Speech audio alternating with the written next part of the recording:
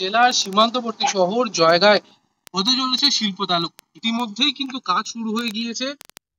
পশ্চিমবঙ্গ ক্ষুদ্র শিল্প উন্নয়ন নিগমের তরফে কিন্তু প্রায় 11 কোটি টাকা বরাদ্দে এই শিল্প তালুক তৈরি হচ্ছে।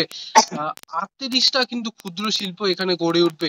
এর ফলে কিন্তু অনেকেই কর্মসংস্থান পাবে বলে আশা করছেন। ব্যারিকেডের কাজ সব হয়ে গেছে, সীমানা বাজির ইলেকট্রিক কাজ কমপ্লিট, জলের লাইন কমপ্লিট, এই যে ব্লক করে দেওয়া হয়েছে, জমির যে ব্লক, মাথায় যে ব্লক, সেগুলো কমপ্লিট, সবই কমপ্লিট মোটামুটি। কি মনে করছেন আর কতদিন লাগতে পারে? কতদিন লাগতে পারে সেটা তো আমি সঠিক বলতে পারবো না, তবে যেটা আইডিয়া পেয়েছি আমি, এখনো 5 বছর ধরে নিতে হবে। আচ্ছা, জমিও বিক্রি হওয়া শুরু হয়ে গেছে? হ্যাঁ, জমি বিক্রি হওয়া শুরু হয়ে গেছে। আধা বিক্রি হয়ে গেছে? আধার উপরে বিক্রি হয়ে গেছে। আচ্ছা, আর এখন কি বর্তমানে কাজ বন্ধ আছে? এখন বর্তমানে বন্ধ আছে। কতদিন থেকে বন্ধ আছে? এই কতদিন থেকে, মানে কি দিন 10-12 দিন থেকে বন্ধ আছে। আমাদের সরকার, মাননীয় মুখ্যমন্ত্রী মমতা বন্দ্যোপাধ্যায়ের সরকার ওখানে অনেক পরিকাঠামো উন্নয়ন করেছে।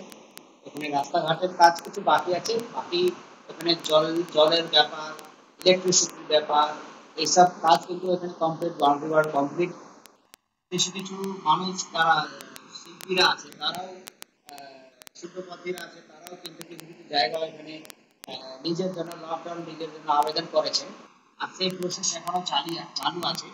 নিশ্চিত আগামী দিনে আমি মনে করছি এখানে যদি এই প্রসেসটা কমপ্লিট হওয়ার পরে যখন এখানে শিল্প হবে, আমাদের এলাকার আমাদের যারা ছেলে মেয়েরা আছে তারা এখানে চাকরি পাবেন, তাদের আর্থিক উন্নতি এখানে এই